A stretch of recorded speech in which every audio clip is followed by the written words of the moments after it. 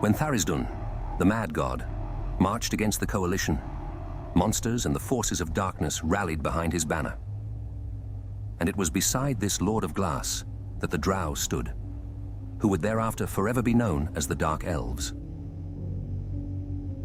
Under the great matriarch Hekel, they sacked and burned every town and city in their path. No army could stand against them. When the golden city of Westmarch realized that the Dark Elves were coming, they strengthened their walls, doubled the size of their army, and hired 2 full companies of sellswords. The Drow were used to killing frightened farmers armed with spears, but Westmarch would show them a proper army. As an afterthought, the Lord of Westmarch sent an envoy to treat with one of the nearby great tribes of the mountains. The Battleragers had always claimed that they were the greatest warriors in the world, and that each of their foot soldiers fought with the power of 10 men. Their religion compelled them to fight and die with honor, so they may one day cross the Chrome Bridge to Valhalla. Nobody cared. Many surface dwarves had settled into simple lives as merchants, miners, or petty thugs. And so no one thought much of any of the so-called great tribes, much less the Battleragers, who had less gold, weapons, and people than the other dwarven tribes. Still, the envoy had his orders and contracted 3,000 Battleragers to bolster the forces of Westmarch. While they marched back, the matriarch Hekel arrived at the Golden City. After the first day of battle, all the sellswords had fled, and the Lord of Westmarch and all of his knights had been slain and butchered to feed not only the spider mounts of the Drow, but even the elves themselves.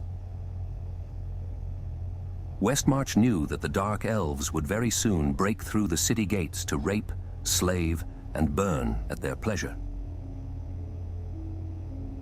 Come morning, however, Hekel found that outside the city gates stood 3,000 dwarves, armed with only axes, warhammers, and spiked armor. The Battleragers had slipped past the Dark Elves while they feasted, and against the pleading of the citizens of Westmarch. They had waited outside the city to meet the Drow in glorious combat, all of them embracing death as one would a loved one after a long voyage. Hekel had many times the number of the Battleragers, and could have easily flanked them. But to the Dark Elves, dwarves were fit only to be ridden down. Unbeknownst to Hekel, this overconfidence would be their undoing. As the sun rose over the battlefield, the Battleragers stood firm, their weapons gleaming in the morning light. With a unified battle cry that echoed off the city walls, they charged forward against the host of 24,000 Dark Elves. The Drow, surprised by the ferocity of the attack, scrambled to mount a defense, but it was too late. The Battleragers fought with a fury that seemed to defy death itself. Their axes and warhammers hewed through the ranks of the Drow, who found themselves unable to match the dwarves' raw strength and determination. The spiked armor of the Battleragers proved especially deadly in close quarters, shredding through the flesh and bone of the Dark Elves with ease.